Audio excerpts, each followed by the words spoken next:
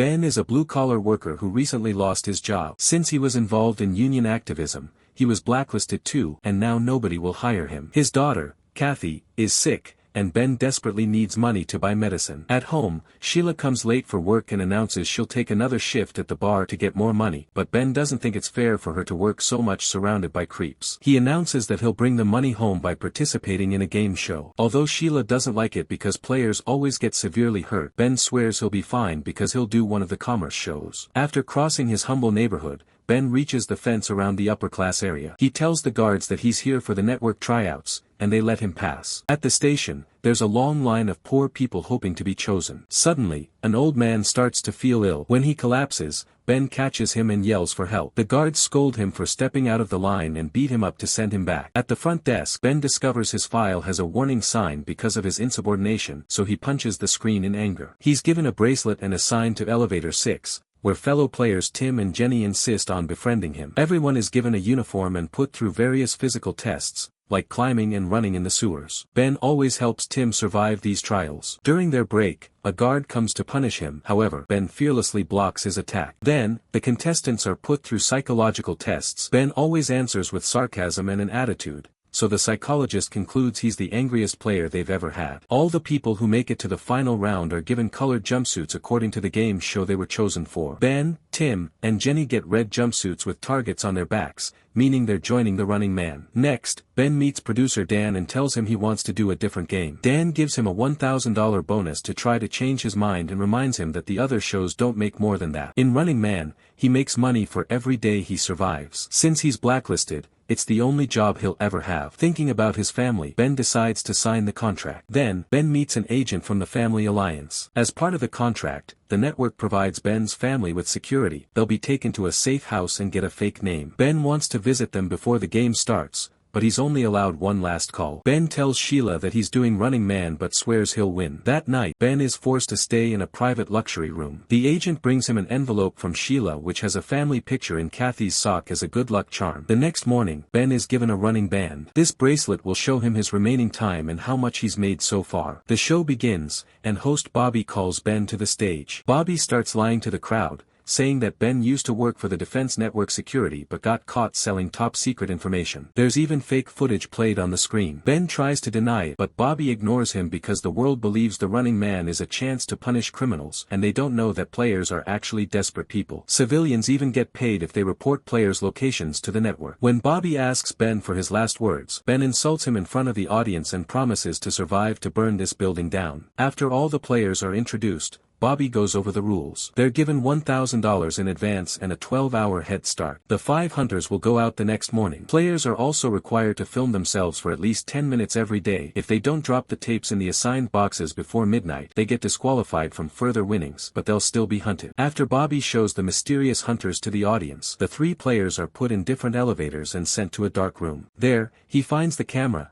some money, and normal clothes, so Ben changes and leaves the building. He takes a cab, and the driver recognizes him, so he asks for a selfie. When Ben says no, the driver gets angry and reminds him to be nice to people or they'll report him. Ben just gets out of the car and starts running. He meets his old friend Molly, who manufactures things for the black market. Ben says he wants 2 ID cards and a gun, but Molly is angry at him because he put him in danger by coming here during the game. After a short argument and hearing about Kathy, he agrees to help with the IDs. Ben is given a makeover and gets fake IDs with this new look. Molly puts all his things in a suitcase to make him look like a businessman and tells him to stay out of the slums because his own people will sell him for the money. It's better to stay in a busy place and disappear in the crowd. Molly also reveals he had planned to hire Ben as his assistant, but it's too late for that now. In the morning, Ben makes it to the train station, and there are signs with pictures of the 3 players everywhere. He buys a ticket to New York and gets on a train right before the bracelet announces that the hunt begins. A kid tries talking to him, and Ben immediately threatens him, but the boy only wants to tell him that his mustache is falling off. In New York, Ben gets a room at a nice hotel. Ben removes the costume and covers the wall before recording himself napping. In the evening,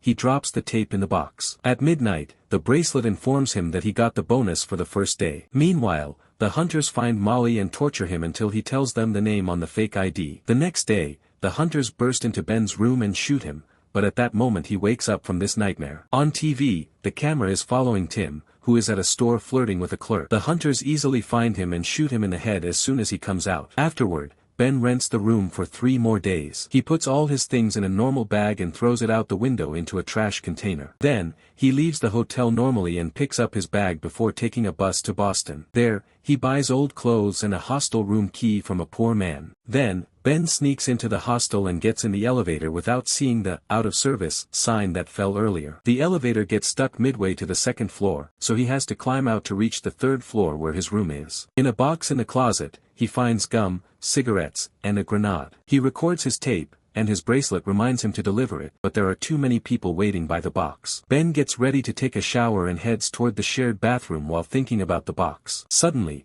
he realizes he knows the face of one of the men outside. He's one of the hunters who are now coming upstairs. Luckily, someone opens the bathroom and the door hides Ben as the hunter reaches the 3rd floor. After the hunter goes to search the rooms, Ben sneaks into the bathroom and checks the window, which is sadly blocked. He can't leave without the bag. He sneaks up the stairs and yells that he saw Ben running on the 2nd floor. Then he runs upstairs and reaches the roof, where he grabs the cables from the glowing sign to climb down. He reaches his room and breaks the window to go inside. The hunters hear the noise and come back. Ben manages to dress up and grab his things before they open fire at the door, so he jumps through the window and grabs the cable again. The weight is causing the sign to bend, and a hunter is waiting on the street, so Ben has no choice but to burst into another room through the window. The network drone is still following him, so Ben starts running down the corridor while the hunters continue to fire at him. He makes it to the elevator and captures the drone to smash it. In the lobby, a hunter comes for him, so Ben throws the grenade, only for the hunter to kick it back at him. He immediately picks it up and throws it through the hole in the ceiling,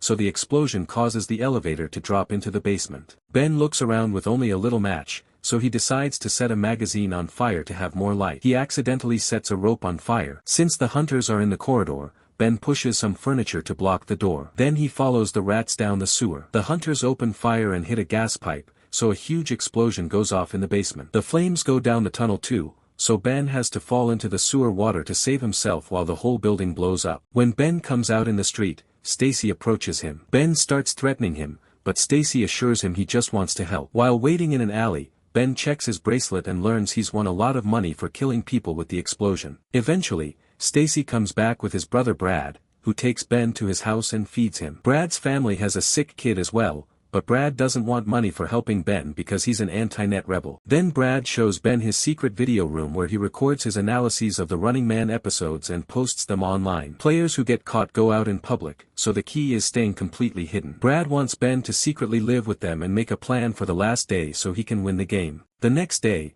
Ben learns about the horrible things that happen in the neighborhood, but the government keeps them under wraps. A furious Ben makes a video telling the public about these atrocities and says that the government is killing their children. Later, during the show, Bobby appears with a bunch of kids claiming they're the children orphaned by the hostile explosion. He plays Ben's tape, so edited that it sounds like he's mocking these kids. Ben tries to explain that it's a fake, but Brad's mother is disgusted and kicks him out. Brad and Stacy are still determined to help, so they hide Ben in the trunk of their car and drive off. Suddenly, the car starts going faster, and a bullet hits the trunk. Ben opens the trunk and throws a tool at a biker's face, causing him to crash, and Brad stops the car. The bikers can't stop in time, and they crash into the car, so Brad quickly runs over both of them to take them out.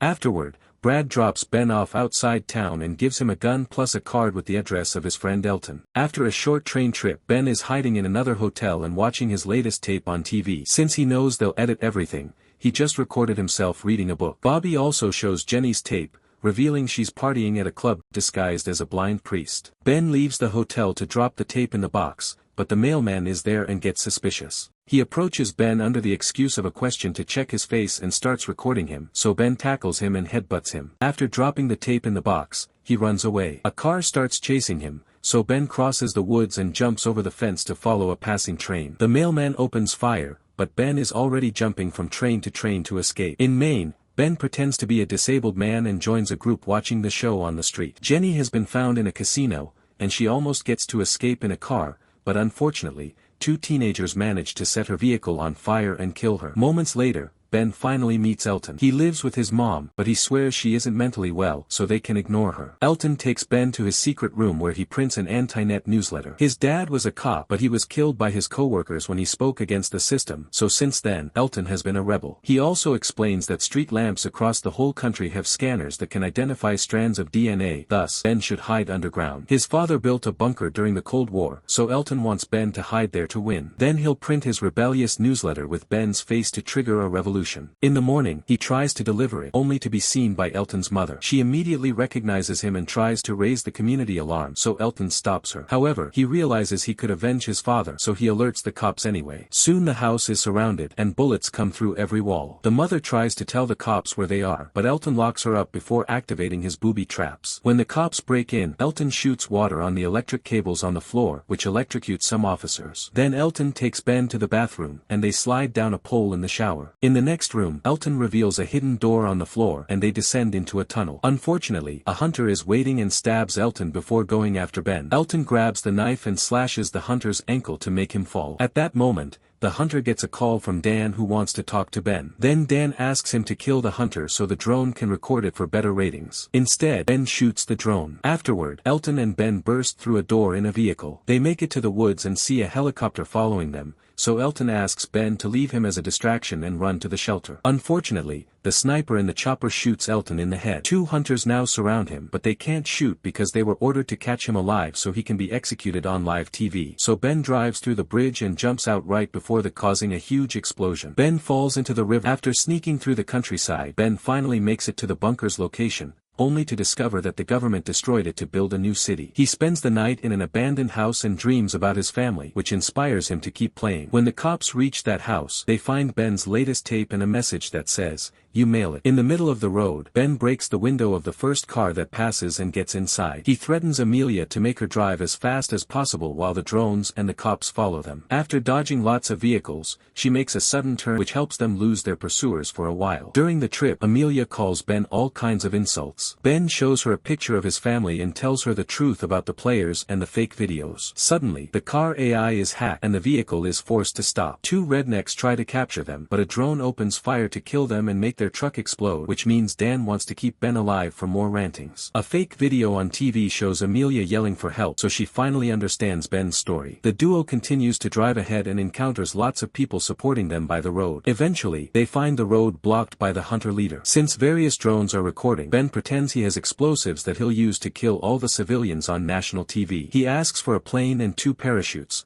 and the hunter gets orders to take the deal. Ben tells Amelia she can leave now, but she refuses because she's seen the truth and wants to help. Minutes later, at the airport, Ben asks the hunter leader to take off his mask. Dan orders him to do it and the camera records Evan's face. Ben can tell that the pilots are hunters too and asks them to take him to Canada or he'll blow up the plane. During the flight, Evan gets impatient, and Ben insults him, so an argument ensues. When they're about to get violent, Amelia acts terrified about the bomb to stop them. Suddenly, Dan appears on a screen and explains his team has scanned the plane so they know there are no explosives. Evan gets ready to shoot Ben, however, and Dan scolds him since he wants to have this death on the show. Afterward, Dan has a private conversation with Ben to offer him a deal. If he kills Evan and the pilots, Ben can become the new hunter and be paid millions every year. Ben says no, so Dan shows him a clip of the hunters killing Sheila and Kathy. Ben screams in grief and destroys the screen in fury. A confused Amelia turns on her screen and sees Bobby playing the clip of the death of Ben's family, saying that the hunters broke the rules. Now all the audience is on Ben's side. A pilot realizes it's a trap and gets his gun ready, but Ben shoots him first. A fight ensues, and the controls are accidentally pressed, so the plane starts going down. After lots of struggle, shoots the hunters in the head. Afterward, Ben searches for Evan, who is hiding in a hatch, and takes Ben by surprise. Evan grabs a shard and uses it to slash Ben's stomach while revealing that he used to be a player too. He survived 29 days, so the network offered him to become a hunter to stop him from winning. Evan explains the network will torture his family if necessary, implying that the footage was fake. When Evan is about to shoot Ben, the plane's controls make a sudden turn to make him miss. Evan tries to kill Ben again, but Ben realizes he stole a parachute and pulls the handle. The parachute gets stuck in the broken window, and Ben uses the chance to kill Evan with a knife. Then Ben gives Amelia a bag with Elton's rebel newsletter and opens the door for her to jump. The drone follows her, so she insults it and releases the newsletter, so they fly high with the wind. Dan announces that Ben is the new hunter. Ben talks to the camera and explains the situation with his daughter. He tells the audience that the network manipulates society, so the real answer is to stop watching and go after the people in charge. His speech is interrupted when the network cuts the signal, and Dan immediately edits it to make him look like a madman. The audience watches as the plane comes closer to the station,